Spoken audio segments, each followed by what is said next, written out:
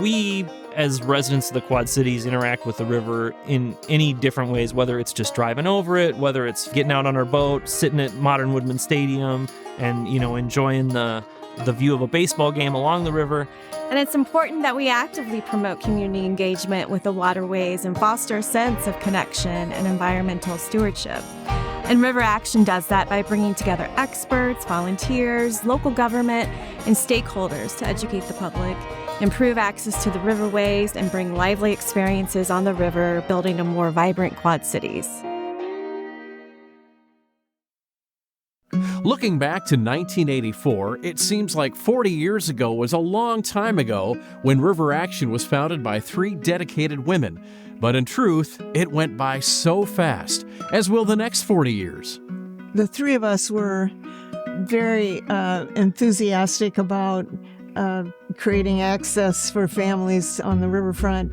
We each came up with $200 and began the organization. And Patty Blackman was a very important part of it. A bright light went out when she died.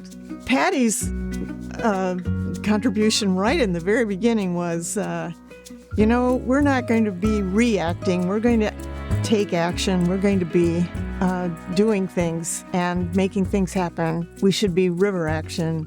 Maybe one of the best experiences I've had with River Action is at the Upper Mississippi River Conference. River Action brought people from all of those different worlds that use the river and got them to sit into a room and talk to each other. I do a lot with the Quad City Flood Resiliency Alliance. We have quarterly meetings where we bring folks together from all across the Quad Cities to talk about how we can be more resilient, how we can be smarter about working with the river, get their communities to join the community rating system, which in Iowa has an impact of $800,000. It's reduced their flood insurance rates that much. The scary thing to me is stormwater flooding because if you get a 6-inch rain, it's hard to respond to that, right? Those are the situations where we need to be more resilient up front. And so I use the Rain Barrel program. As a stormwater engineer, there's obviously huge benefits to trying to capture some of that initial stormwater.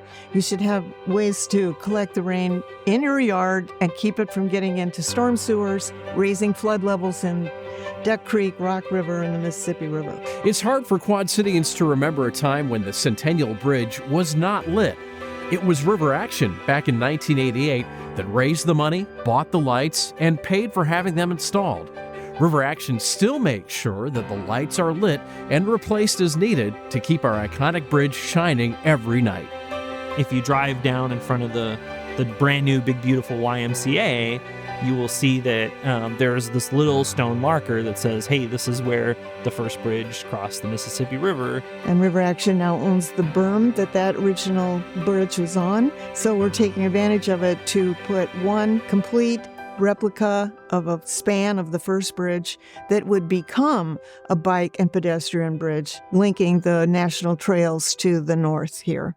With a vision to get the community even closer to water, River Action launched the Channel Cat water taxi in 1995. The boat was an instant success, and several years later, Kathy asked Metrolink to take over and use our resources to expand the operation.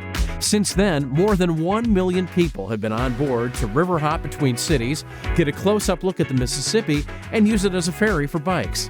The Channel Cat not only provides transportation around the Quad Cities, but River Action uses it to conduct Channel Cat talks. For the one that I do, we actually get to lock through the lock and dam. It's a unique thing that only River Action gets to do on the Channel Cat that is a pretty neat thing here in the Quad Cities. People of the Quad Cities are sure to recognize our river-related events, but may not know they are all organized by River Action. Ride the River took a hiatus this year to present Explore and Seek during June, where contestants participate in a scavenger hunt all over the riverfront and our QC wild places. In late summer, paddlers from 18 states get together for Floatzilla, featuring excursions and a gathering of kayaks and canoes for our attempt to break a Guinness World Record. Later in the fall, River Action presents the Senior Riverfront Golf Cart Tour and Taming of the Slough, a triathlon involving mountain biking, paddling, and running. All of these events encourage young and old to get out and connect with the river. With every successful project and partnership over the last 40 years, River Action has shown just how vital and impactful our work is. A vibrant Quad Cities needs dedicated community efforts to make our riverways healthier, more accessible, and more enjoyable. A Vibrant Quad Cities takes river action. We want our children to engage with a healthy and clean river and riverway. We want them to be active outdoors and learning about the environment, not just from a laptop.